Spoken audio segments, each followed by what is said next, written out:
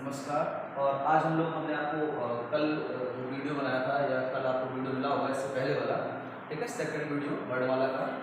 तो उसमें हमने आपको बताया था कि जो बच्चे हैं वो वर्ण ध्वनि में बहुत कंफ्यूज रहते हैं ना, कि कौन कहाँ पर हम लोग वर्ण का इस्तेमाल करें, कहाँ पर ध्वनि का करें। क्वेश्चन बड़ा घुमा देता है बच्चों को और बड़े परेशान हो जाते हैं, आता हुआ सब गलत हो गया है ना। तो उसको आज हम लोग क्लियर करते हैं। हमने पिछली वाली वीडियो में आपको बताया था कि ध्वनि और वर्ण के बारे में अलग से बताएंगे और बिल्कुल सही से कैसे इसको समझते हैं। देखो क्वेश्चन क्या पूछा गया, जैसे हमने बताया था कि वर्णमाला जो है वो हिंदी की वर्णमाला है या जो किसी भी भाषा की वर्णमालाएं जो होती हैं वो लिपि में लिखी जाती है। किसमें लिखी जाती है? लिपि में लिखी जाती है, ठीक है ना। तो वो हमने कल आपको बता दिया था कि हमारी हिंदी जो है वो देवनागरी में लिखी जाती है वर्णमाला, है ना। इसके बारे में हमने आपको बताया था कि लिपि का जो सर्वप्रथम प्रयोग हुआ था वो कहाँ से हुआ था। ये सब आप देख लेना, पिछले वाले वीडियो में सारा दिया हुआ है। हम लोग आगे डिस्कस करते हैं, इस चीज की बात कर लेते हैं, ठीक है।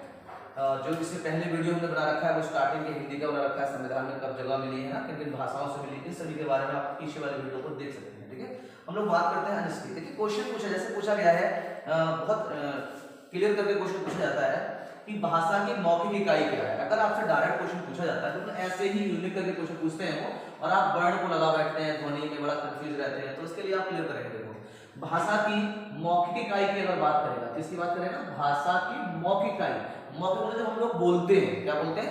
बोलते हैं। तो मौखिक की अगर इकाई की बात करेगा तो वो कौन होती है? ध्वनि। और पहली बात क्लियर हुई होगी आपको कि वर्ण और ध्वनि में कैसे कंफ्यूज रहते हैं। तो अगर आपसे पूछा जाता है क्वेश्चन की भाषा की मौखिक इकाई या सबसे छोटी मौखिक इकाई कौन सी है ना, यहाँ पर हम लोग लिख सकते हैं भाषा की मौखिक यानी कि मौखिक सबसे छोटी इकाई, सबसे छोटी इकाई की बात करते हैं हम लोग। किसकी बात करते हैं? छोटी। तो सबसे छोटी इकाई आप किसे बताओगे? साउंड को बताओगे, ध्वनि को बताओगे। बोलो क्लियर हो गया मेरी बात। अब बात करें वर्ण को कैसे पूछा जाएगा। अगर क्वेश्चन आ जाए कि ध्वनि की, किसकी? साउंड की, ध्वनि का जो लिखित रूप होता है, ध्वनि का लिखित रूप, अगर आपसे सीधे पूछा कि हिंदी भाषा में जो ध्वनि का लिखित रूप होता है वो निम्न में से क्या होता है, तो आप किसको साइन करोगे? किसको लगाओगे? वर्ण को लगाओगे, ठीक है।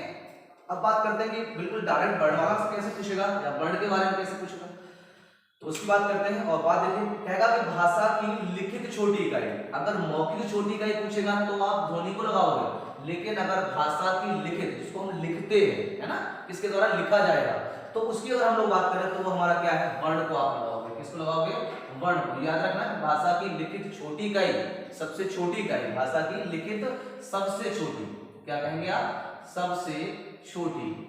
ये हमारा त्रुटि साइन रहता है, इसके साथ आप ये भी सीखते चलेंगे, ठीक है। सबसे छोटी इकाई की बात करेगा, किसकी बात करेगा? सबसे छोटी इकाई की। तो आप किसे बता दोगे? वर्ण को बताओगे। तो बताओ ध्वनि और वर्ण में कोई कंफ्यूजन रहेगा? सारे क्वेश्चन क्लियर हो गए होंगे। अगर पूछा कि हिंदी में मौखिक छोटी इकाई सबसे कौन सी होती है, तो साउंड होती है, ध्वनि होती है। और अगर आपसे पूछेगा भाषा की लिखित सबसे छोटी इकाई कौन सी होती है, तो वो वर्ण होती है। जैसे मान लो कभी नॉर्मल कह देता है कि भाषा की सबसे छोटी इकाई कौन सी है, तो अगर ऑप्शन में वर्ण दिया हुआ तो वर्ण लगा दो, ध्वनि दिया हुआ तो ध्वनि लगा दो, सही है। और अगर आपको साउंड दिया हुआ है, वर्ण दोनों दिए हुए हैं, बच्चे पूछते हैं कि सर दोनों दिए हो तो हम लोग क्या करेंगे, तो फिर आप साउंड को लगाओगे। सबसे छोटी किसको माना गया? साउंड को माना गया, ठीक है। ध्यान दें इसको। अब ये क्वेश्चन बहुत इंपॉर्टेंट रहता है, आया हुआ भी है। अगर पूछता है कि अर्थ के आधार पर, किसके आधार पर? अर्थ के आधार पर भाषा की सबसे छोटी इकाई, बहुत ज्यादा क्वेश्चन रहता है। अब इसमें एक चीज आपको ध्यान रखना कि अर्थ, जिसका अर्थ निकलता हो। अब भाई वर्ण को तो निकल नहीं सकता, वर्ण का अर्थ निकाल लेंगे आप? नहीं निकालेंगे। वर्ण तो भाई साहब ब्रेक भी नहीं हो सकता, उसको तोड़ भी नहीं सकते हम लोग, और ज्यादा तोड़ नहीं सकते हैं, ठीक है। ज्यादा कर सकते हैं तो उसको साउंड कर सकते हैं हम लोग, आवाज को बोल सकते हैं, लेकिन इससे तो ब्रेक नहीं हो सकता है। अब इसमें सीधी बात कैसे? अर्थ की बात करिए। किसकी बात कर रही है? अर्थ की। तो ये ध्यान रखना आपको, किसकी बात करी गई है? अर्थ की बात करी गई है। तो आपको ध्यान रखना है कि हमें उसी चीज को बताना है। ऑप्शन में भी कभी अगर आप लगाओगे तो हमें उसी चीज को लगाना है जिससे संबंधित हो। तो इसलिए हम कहते हैं कि आप रटो नहीं, समझो, समझना जरूरी है, ठीक है। रटने से कोई फायदा नहीं होता है। तो अर्थ, अब जैसे आप समझ रहे हैं कि भाई वर्ण का तो हुआ नहीं, अक्षर की अगर हम लोग बात करें तो अक्षर का निकल आएगा क्या? बताओ मुझे। मैंने भी आपको बिल्कुल क्रम से बताया था, अगर आप अक्षर उसमें लगाने की कोशिश कर रहे हो तो क्या अक्षर का अर्थ निकलता है? पहले तो ये दिमाग लगाओ, है ना, कैसे लगाना है। तो अगर अक्षर का तो नहीं निकल सकता। अब आपको क्या समझ में आएगा कि अक्षर के बाद तो भाई साहब शब्द आता है, लेकिन किसी भी शब्द का अर्थ हो सकता है, किसी भी शब्द का क्या हो सकता है? अर्थ हो सकता है। अब आप कैसे होगा? देखिए, जैसे मान लो हमने कनक कनक कह दिया, है ना, आपने पढ़ा भी होगा, बहुत बार एग्जाम्पल भी पढ़े होंगे, कनक कनक। तो क्या कनक का अर्थ नहीं होता? बोलो होता है नहीं होता है? क्या होता है, कनक का अर्थ होता है, कनक का मतलब एक जगह सोना की बात कर रहे होते हैं, एक जगह किसकी बात कर रहे होते हैं, धतूरा की बात कर रहे हैं। तो यहाँ पर यही क्वेश्चन पूछा गया है कि अर्थ निकलना चाहिए, तो वो सबसे छोटी इकाई कौन सी है, तो आप वो सबसे छोटी इकाई कौन बताएंगे, बताओ, लिखा हुआ है देखो आपके सामने। तो आप सबसे छोटी इकाई किस बताएंगे, शब्द को बताएंगे। बोलो बिल्कुल दूर है, कोई दिक्कत तो नहीं, कोई प्रॉब्लम, ठीक है। अब हम लोग बात करते हैं अगले कुछ पॉइंट की। तो बात आती है भावार्थ। भावार्थ के अनुसार भाषा की सबसे छोटी इकाई, भावार्थ का मतलब होता है कि हम जिसको भावार्थ दे सके, जिसका थोड़ा सा विस्तार कर सके, है ना, वो हमारा भावार्थ कहलाता है, जिसका भावार्थ करे। वाक्यों से मिलकर एक कविता बनती है और कविता का हम लोग क्या करते हैं, एक भावार्थ निकाल सकते हैं। वाक्य दिया हुआ है तो हम उसका भी क्या कर सकते हैं, भावार्थ निकाल सकते हैं कि आखिर ये क्या कहना चाहता है। तो अगर भावार्थ के अनुसार सबसे छोटी इकाई पूछेगा तो आप कौन सी बता दोगे, वाक्य बता दोगे। बोलो, यहाँ तक बिल्कुल हमने क्लियर कर दिया, इसलिए आपको बिल्कुल नोट करके लिखवाया है, इससे आपको तैयार रहे और कोई प्रॉब्लम ना रहे ध्वनि और वर्ड में, ठीक है। ये चीज को आपको विशेष ध्यान रखना और आपको क्वेश्चन यहाँ से मिलते हैं, ठीक है। और नेक्स्ट हम लोग स्टार्ट करेंगे। तो हम लोग बात कर रहे थे वर्णमाला की, और हम लोग आज बात करते हैं कि जो वर्णमाला है आपकी वो कितने प्रकार की होती है। कुछ बच्चे इसी में कंफ्यूज रहते हैं कि वर्णमाला कितने प्रकार की होती है, हम लोग कैसे बताएं। हम लोग कभी एग्जाम में आया कि वर्णमाला के प्रकार बताओ, तो फिर कैसे बताएंगे।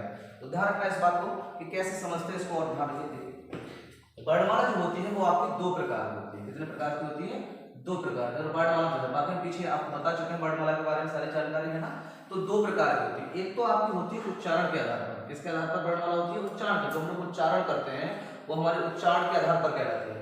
और दूसरी जो होती है वो आपकी क्या होती है, लेखन के आधार पर होती है। किसके आधार पर होती है, लेखन के आधार पर। इसकी डिटेल अभी हम बताएंगे, ध्यान रखना, ठीक है। पहले हम लोग बात करते हैं उच्चारण के आधार पर। तो उच्चारण के आधार पर जो वर्ण होते हैं वो कितने होते हैं, 47 होते हैं। कितने होते हैं, 40। अगर आपसे डायरेक्ट पूछा जाए कि उच्चारण के स्थान पर, उच्चारण के स्थान के आधार पर वर्णों की संख्या कितनी होती है, तो आप कितनी बताओगे वर्णों की संख्या, तो आप कहोगे 47 होती है, ठीक है ना।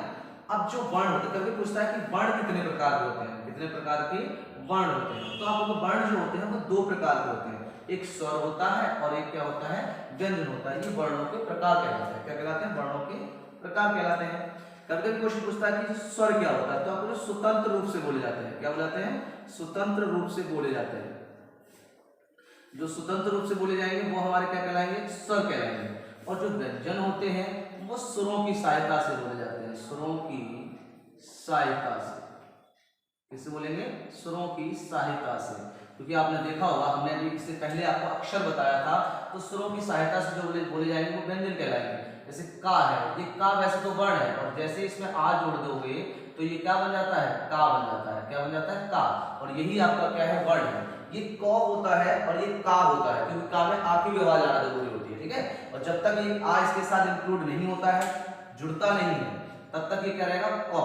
क्या रहेगा, क। और ये क्या हो गया आपका, का हो गया, है ना। क्या हो गया, का हो गया। इस चीजों को आपको ध्यान रखना है। अगर क्वेश्चन पूछता है कि उच्चारण के आधार पर स्वरों की संख्या कितनी होती है, तो आप कितनी बताओगे, 10 होती है। स्वरों की संख्या कितनी होती है, 10। यहाँ पर भी कभी कभी क्वेश्चन पुट अप कर लेता है कि मानक हिंदी में उच्चारण के आधार पर संख्या कितनी होती है। किसके द्वारा पूछेगा, मानक हिंदी। मानक हिंदी में स्वरों वर्ण कितने होते हैं, मानक हिंदी में वर्णों की संख्या कितनी होती है, तो आप कहोगे 45, ठीक है।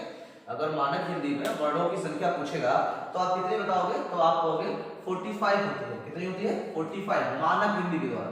शुद्धतम हिंदी कही जाती है, इसको हम अलग से मानक हिंदी के बारे में थोड़ी सी जानकारी आपको देंगे, लेकिन आपको यहाँ ध्यान रखना है। तो मानक हिंदी में वर्णों की संख्या अगर आपसे पूछेगा तो आप कितनी बताओगे, 45 बताओगे। और उच्चारण के आधार पर अगर पूछता है कि कुल संख्या कितनी है वर्णों की, तो आपको 47।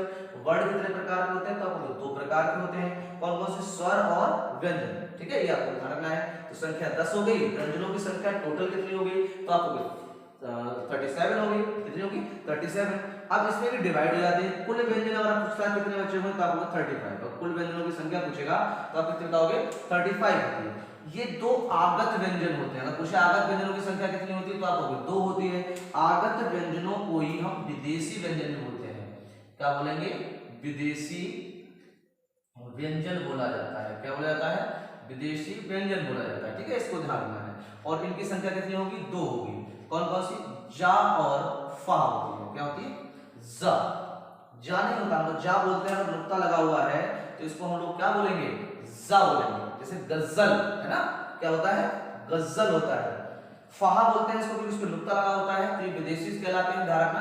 हमारे यहाँ जो अभी हिंदी वर्णमाला में है दो ही की बात करी गई है, कितने की बात करी गई है, दो की। वैसे का खा गा भी थे लेकिन वो 1947 से हटा दिए गए हैं और उनको हम लोग जब आपको हिंदी साहित्य पढ़ाएंगे तो उसके बारे में थोड़ी सी जानकारी देंगे, ठीक है, ध्यान रखना। तो ये आपका क्या होगा, जा हो गया, नुक्ता लगते हैं। अच्छा ये आप पूछते हैं बच्चे की नीचे वाली जो बिंदी होती है ये क्या होती है, तो आप उसको ध्यान रखना, नुक्ता कहा जाता है, उर्दू में इसको क्या बोलेगा, नुक्ता। और ये अरबी शब्द बन जाते हैं, कैसे बन जाते हैं, अरबी या फारसी शब्द बनते हैं, क्या बनते हैं, अरबी या फारसी शब्द। बोलो बात समझ में आ गई, क्या बनते हैं, ये अरबी और फारसी शब्द बनते हैं, ठीक है। ये उच्चारण के आधार पर हम लोग चल रहे हैं कि उच्चारण के आधार पर वर्णमाला किस प्रकार से होगी। तो ये आपके क्या हो गए, अरबी या फारसी बनेंगे, इसको क्या कहते हैं, नुक्ता कहते हैं, ठीक है। ये आपको ध्यान रखना है। देखो इसके बारे में थोड़ी सी और जानकारी आपको बताएं, ठीक है।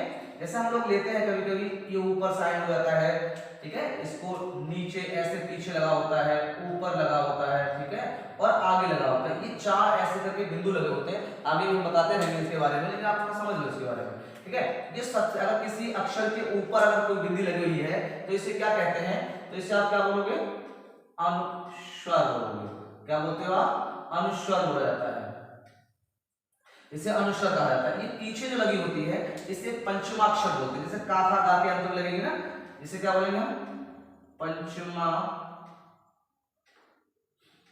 पंचमा अक्षर, इसे पंचमाक्षर। जैसे आपका का खा का जब आप पढ़ोगे, का ख गा